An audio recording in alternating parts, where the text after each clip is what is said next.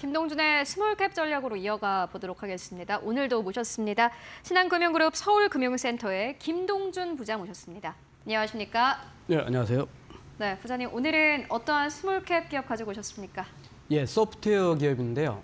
엑셈이라는 주식입니다. 이제는 실적주다 이렇게 표현할 수가 있겠고요. IT 시스템의 성능을 모니터링하는 국내 1위 업체입니다. 업황이 좋은 가운데 실적주이면서 특별하게 AI와 또 SaaS라고 하죠. 클라우드형 신제품으로 지속 성장이 예상됩니다. 최근에 특히나 이제 소프트웨어 쪽에 굉장히 강력한 흐름을 보여주고 있는데 엑셈 가지고 오셨습니다. 이 기업 어떠한 기업인지 좀 자세한 설명 듣고 가도록 하겠습니다. 예, 2001년에 설립됐으니까 창립 24주년이 됐습니다. 2015년에 상장됐고요. IT 시스템의 성능 관리 전문 기업이다 이렇게 보는데 쉽게 표현하자면 DB, 데이터베이스라고 하죠. 여러 사람이 데이터를 공유하고 사용할 수 있는 그런 데이터의 총체적인 거. 이게 이제 데이터베이스라고 하는데 매출 비중이 절대적으로 높은 DBPM, 그러니까 데이터베이스의 성능 관리 쪽에 국내 점유율이 55%로 압도적으로 1위가 되게 되겠습니다. 자, 어떤 제품들이 쓰이는가 살펴보면 DB 분야는 말씀드렸듯이 55%로 압도적으로 1위고 제품명은 이제 맥스 게이지가 되겠고 또 미드웨어 또는 APM이라고 하죠. 어플리케이션 관련 PM 쪽으로 하는 거 있는 게 인터맥스라는 제품이 있고 또 빅데이터 쪽에 또 이빅스가 있고 지능형 AI 쪽에 관련된 사이옥스가 있고 또 최근에 신제품 출시된 통합 제품인 엑셈1이 있습니다.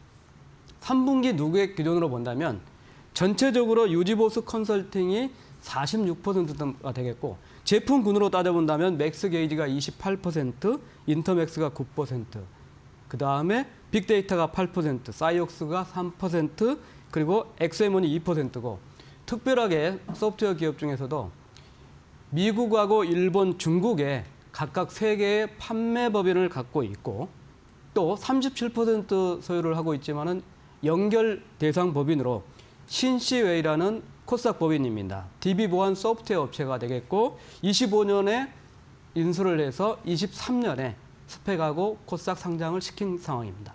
네.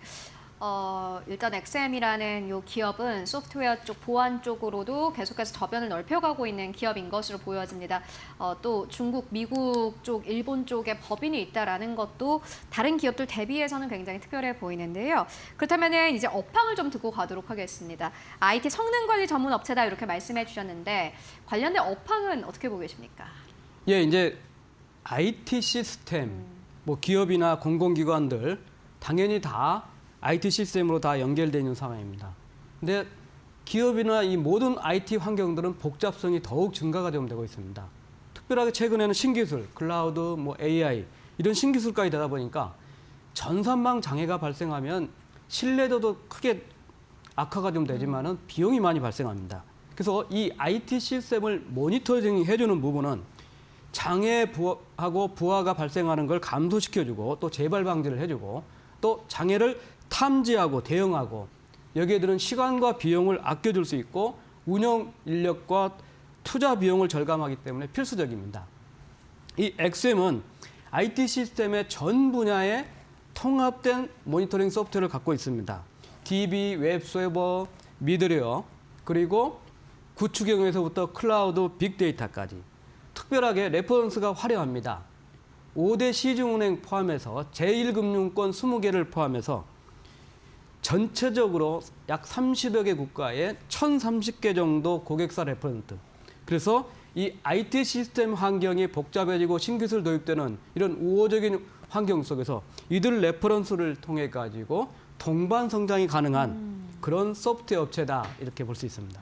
이미 이제 고객사 레퍼런스를 다수 또 보유하고 있는 기업이기도 하고 또 최근에 급성장이 나오는 그런 분야이기 때문에 앞으로 좀 잘 살펴보실 필요가 있을 것 같습니다. 그렇다면은 앞으로 엑셈이 또 뭐 신제품이라든지 뭐 관련된 뭐 소프트웨어 출시 계획이 있습니까? 예, 당연히 이제 얼마나 또 클라우드 향을 가느냐, 그죠. 또 네. AI 향을 가느냐가 중요한 이슈가 되겠습니다. 먼저 이제 신제품이 XM1입니다. 24년 4월에 출시했고 3개월 만에 그러니까 7월 달에 업그레이드 버전까지 출시했습니다. 통합 IT 성능 모니터링 플랫폼입니다. 자, 지금은 우리나라도 그렇고 전 세계가 클라우드의 전환기입니다. 그래서 하이브리드 또 멀티 플랫폼을 구축하고 또 구축형뿐만 아니라 클라우드까지 가능한 그래서 이 XM1은 24년 4월에 출시를 했지만 벌써 20개 정도의 고객사를 확보하고 25년에는 특별하게 사스형 클라우드 제품 출시를 합니다. 이 클라우드 제품 출시는 해외는 구축형보다는 클라우드형이기 때문에 해외 시장을 본격적으로 공략할 거라는 측면입니다. 두 번째, 사이옥스라는 제품입니다. AI 기반의 IT 운영 진흥화 솔루션입니다.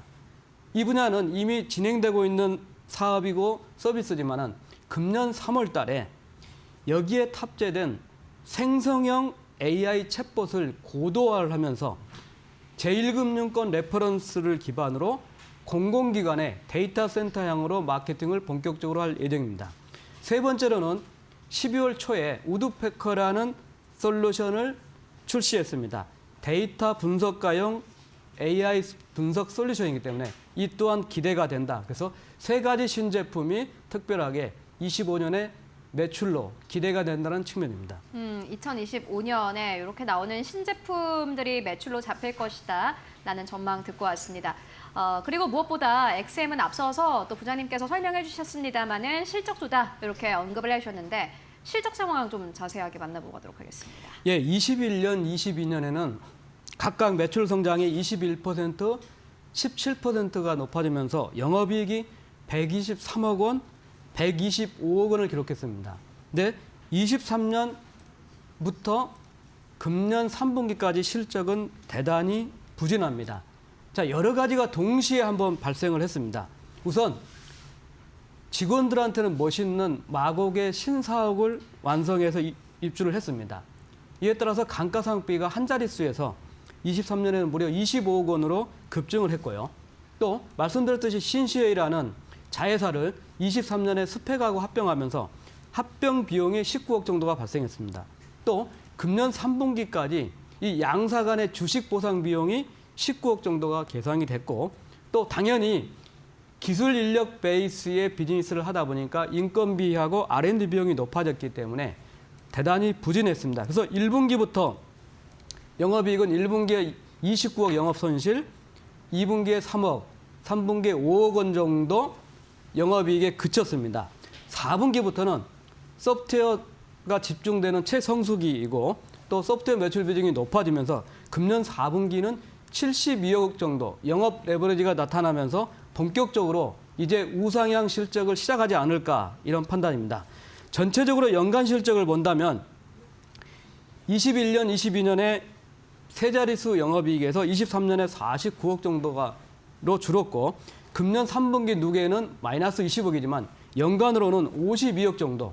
그래서 전년 대비는 선방할 거다. 다양한 일회성 일시적인 비용이 발생했음에도 불구하고 25년에는 635억 매출에 81억 원, 영업이익률 12.8%가 예상되고 26년에는 707억에 101억 원, 14.4%. 그래서 이제 영업 레버리지 효과가 실적으로 나타나는 소프트웨어의 위상을 갖출 거다 이런 측면입니다. 네, 앞으로 실적도 우상향할 것으로 보여집니다.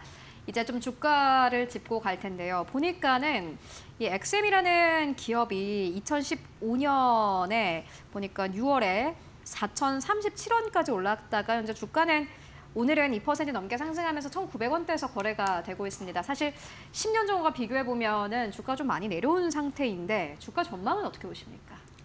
이제 우선 이제 그 XM이라는 사명을 한번 이제 더듬어 봤습니다. 네. 그래서 이제 전문가 엑스퍼트라는 EX에 그다음에 이제 우리 엠파이어, 제국 그래서 전문가들이 모여서 큰 기업을 한번 만들어 보자 이런 측면인데 환경 측면에서 보면은 클라우드, 빅데이터, AI 이런 분야에서 동행하는 쪽이기 때문에 필수 소프트웨어다. 그죠. 분명히 방향은 좋다.